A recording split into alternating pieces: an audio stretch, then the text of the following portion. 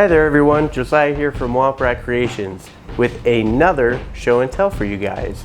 This is my DL-44.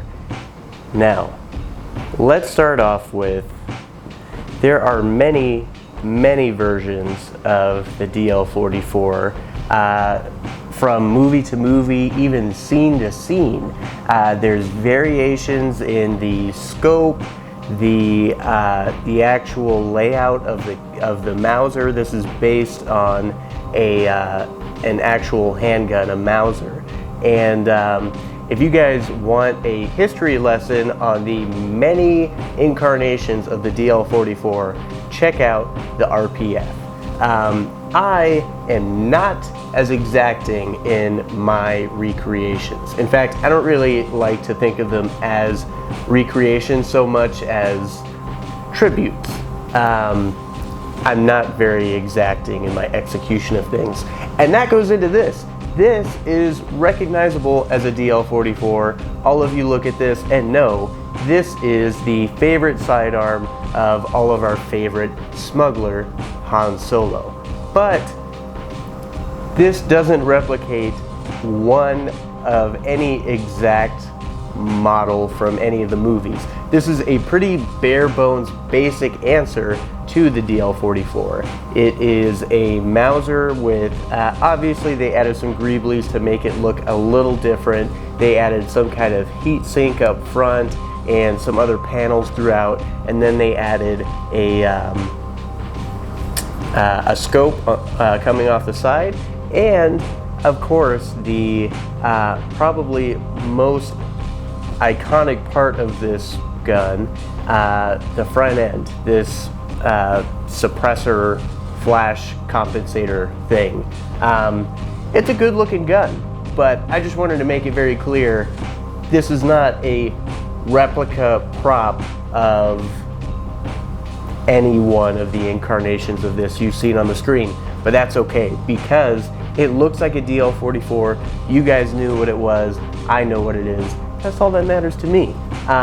This was actually a pretty simple build.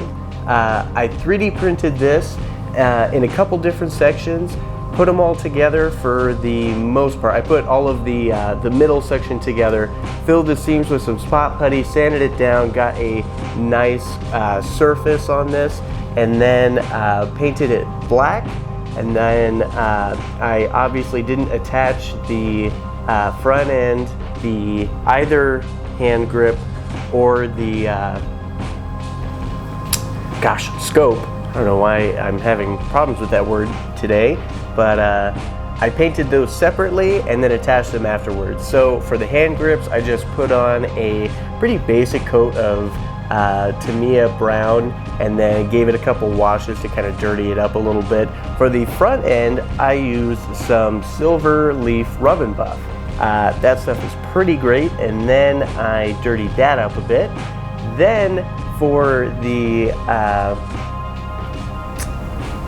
scope, got the same flat black treatment as the body of the blaster.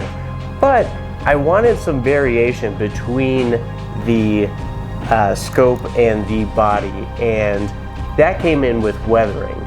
So the weathering on the body, I used silver paint to kind of dry brush some damage and little scratches throughout. And then on the scope, I used a brass color just to make it look, just to give it a little more variation, make it a little more interesting, make it look like, you know, the scope was made out of a different material than the actual gun. And that is actually pretty common in real world weapons. Wow, I cannot talk today. This is pretty common in real world weapons, and when you can, even with a prop like this, where it isn't supposed to be actually replicating anything from the real world, when you can call back to real world materials and things that people have actually seen, it just helps things to make more sense to people when they're watching it. They might not even notice it, but it's a subtle thing that kind of helps the believability of whatever it is they're watching. It kind of grounds it in some kind of reality for them. So that was my thinking for this.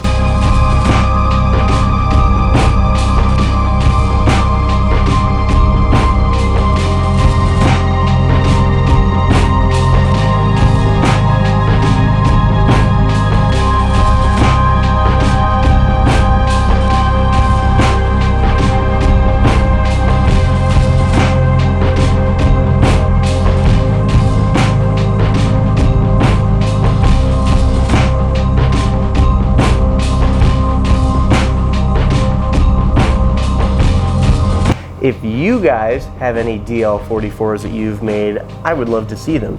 Tag us in it on Instagram or Facebook at Womprat Creations, or you can show me in the comments right below the video. Check us out on Patreon or wompratcreations.com. Both of those links will be in the description.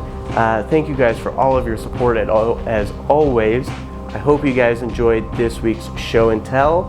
Until next time, I'll see you guys later.